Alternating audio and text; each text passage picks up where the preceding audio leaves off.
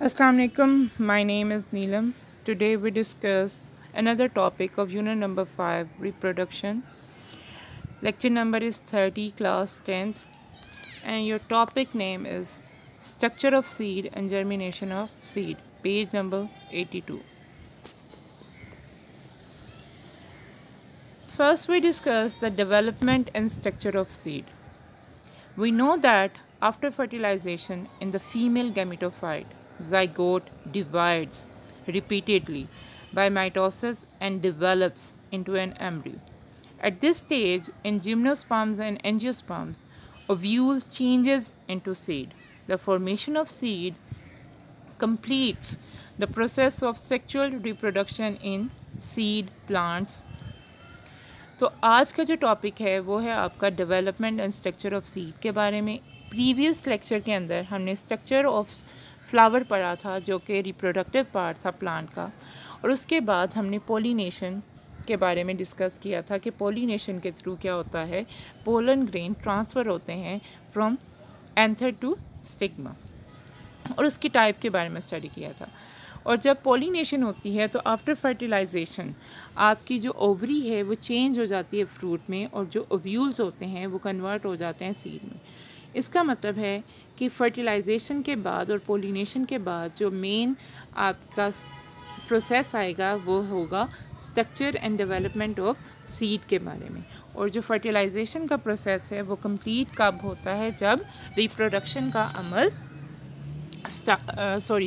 Formation of seed का जो process है वो स्टार्ट होता है। The formation of seed complete the process of sexual reproduction in seed plant. Angiosperm seed consist of 3 distinctive part. Angiosperm जो seeds होते हैं उसके 3 नुमायां पार्ट्स होते हैं। First part is called the embryo that is formed from zygote. Second part is endosperms tissue that is formed from endosperm nucleus, and the third part of the angiosperm seed is the seed coat which develops from the wall of ovule, and this wall is known as integument. First part is seed coat or testa, developed from the integument or the wall of ovule originally surrounding the ovule. So seed coat का purpose क्या होता है कि ये ovule को बाहर से क्या करता है, या सीड को बाहर से क्या करता है, प्रोटेक्ट करता है। It may be a paper thin layer just like peanut, or thick and hard just like in coconut. ये पेपर थिन भी हो सकता है, जैसे कि पीनट्स में आपने देखा होगा कि आप इजीली हाथ से उसको ब्रेक कर सकते हैं, लेकिन कोकोनट के बाहर जो सीड कोट होता है वो इजीली आप हाथ से ब्रेक नहीं कर सकते, वो हार्ड होता है। Seed coat protect embryo from mechanical injury and from drying out. Seed coat का फंक्शन क्या है कि ये एक तो सीड को बचाता है किस चीज़ से, किसी भी किस्म की इंजरी से, नुकसान से, और उसे ड्राई नहीं होने देता। There is a scar on seed coat. Seed coat के ऊपर एक स्कार होता है, निशान होता है, और उस स्कार को हम क्या बोलते हैं, हीलम कहते हैं। It is where the seed is attach to ovary wall. ये वो जगह है जहाँ से सीड जो है वो आपकी ओवरी वॉल के साथ या आपके फ्रूट के साथ अटैच होता है। At one end of hilum there is micropyle. Hilum के एक सिरे पे एक छोटा सा सुराख होता है जिसे हम माइक्रोपाइल कहते हैं। This is the same opening, ये बिल्कुल वही ओपनिंग है through which the pollen tube enter ovule, जहाँ से पोलन ट्यूब जो है वो ओव्यूल के अंदर एंटर होती है। Seed uses it for the absorption of water. Seed इसे इस्तेमाल करता है किस चीज़ के लिए, रूट से ज़मीन से पानी को अब्जॉर्ब करने के लिए। आपके पास अगर इस स्ट्रक्चर को गौर से देखें तो आपके पास जो पहला स्ट्रक्चर है जो सीड के बाहर प्रेजेंट होता है, it is called seed coat. ठीक है, सीड कोट के पास जो स्कार प्रेजेंट है उसे हम हीलन कहते हैं, और हीलन के एक सिरे पे एक स्मॉल ओपनिंग होती है जिसे हम माइक्रोपाइल कहते हैं। ये स्ट्रक्चर जो थे ये दोनों कहाँ पे प्रेजेंट हैं, हीलम और माइक्रोपाइल सीड कोट में प्रेजेंट हैं। सीड कोट सीड को या एम्ब्रियो को क्या करता है, प्रोटेक्ट करता है। embryo is the second part of the angiosperm seed. Embryo is actually an immature plant. It consists of a radicle, a plumule, and one or two cotyledon, that is also known as seed leaves. The radicle of the embryo develop into new root, while the plumule develop into new shoot. तो radical जो है वो आपका क्या बनाता है, वो root develop करता है, जो कि प्लूम्यूल है वो आपकी स्टेम डेवलप करता है. The embryonic stem above the point of attachment of cotyledon is called epicotyle. The embryonic stem below the point of attachment is called hypocotyle. तो यहाँ पे एपिकोटाइल और हाइपोकोटाइल के बारे में भी आपने स्टडी किया कि जहाँ से कोटिलीडन एम्ब्रियोनिक स्टेम से अबव पॉइंट से अगर अटैच है तो वो क्या होगा, एपिकोटाइल होगा, और अगर वो below the point embryonic stem से बिलो अटैच है तो वो क्या होगा, hypocotyl. Within seed there is a store of nutrients for the seedling that will grow from embryo. इसके अलावा तीसरी जो चीज़ प्रेजेंट है आपके सीड के अंदर वो एंडोस्पर्म्स टिश्यूज़ प्रेजेंट हैं that are actually the store of nutrients. In angiosperm, the stored food is derived from the endosperm's tissue. This tissue is rich in oil or starch and protein.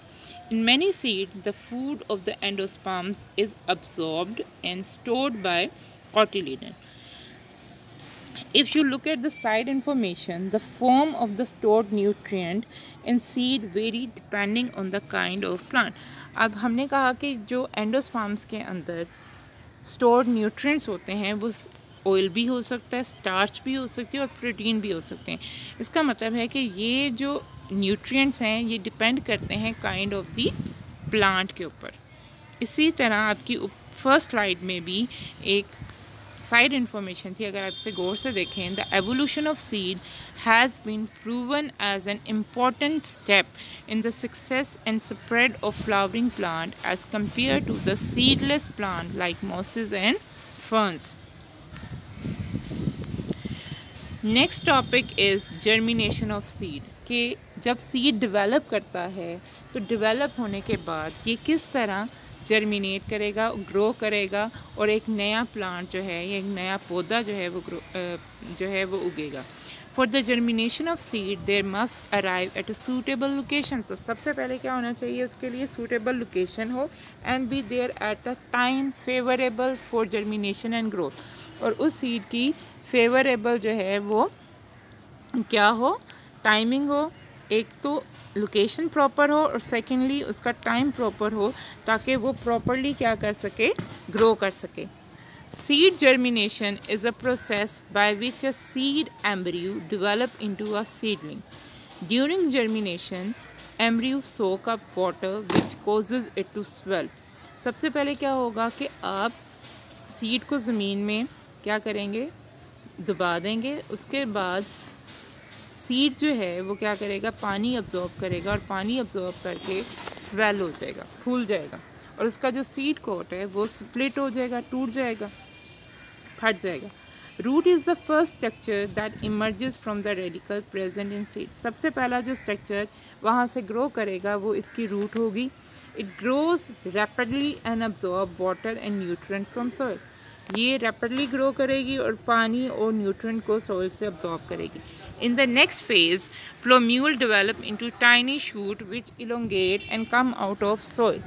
इसके बाद इसकी shoot grow करेगी और वो क्या करेगी, ज़मीन से अबव द ग्राउंड जो है वो ग्रो करना शुरू करेगी. On the basis of the elongation of hypocotyl and epicotyl. ये भी आपने इसी टॉपिक में पढ़ा एपिकोटाइल और हाइपोकोटाइल के बारे में कि कोटिलीडन अगर एम्ब्रियोनिक स्टेम से अबव अटैच है तो वो एपिकोटाइल है, अगर वो बिलो अटैच है तो वो हाइपोकोटाइल है.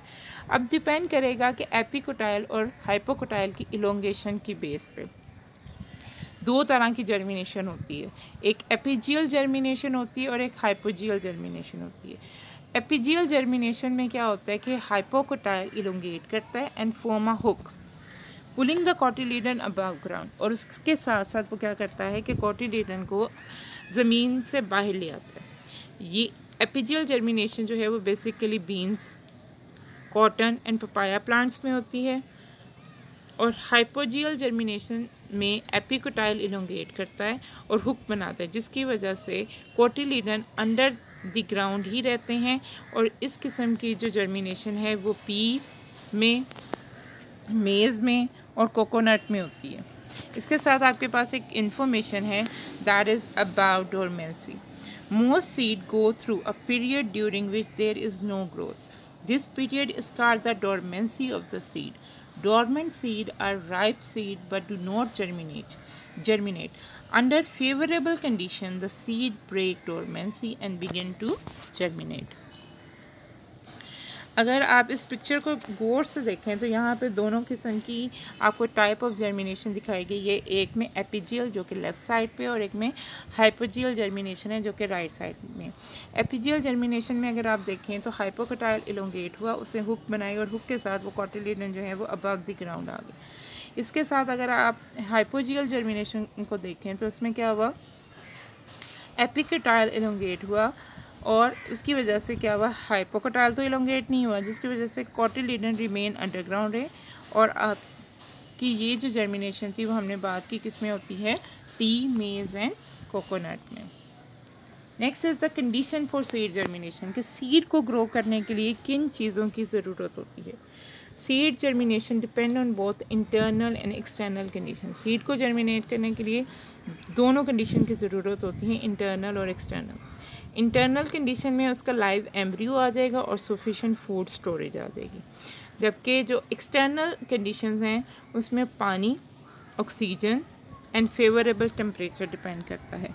First is the water. Seed of most plant have low water content. ज़्यादातर सीड के अंदर पानी की जो क्वांटिटी होती है या पानी की जो मिकदार होती है वो कम होती है। And germination can not occur until seed coat or other tissues have imbibed water. The absorbed water is used in the digestion of the stored food, and it also helps in the elongation of hypocotyle and epicotyle. Next is the oxygen. Oxygen is essential for the respiration in the cell of embryo. Temperature. Seeds differ greatly in their temperature requirement for germination. The optimum temperature for the germination of the seed of most plant ranges from 25 to 30 centigrade. Now today's topic is, your diary is learn and write this topic. Also draw the diagram of structure of seed and germination of seed on your notebook. Thank you very much. And मुझे उम्मीद है कि आपको ये जो topic है वो अच्छे से समझ आ गया होगा। बहुत शुक्रिया।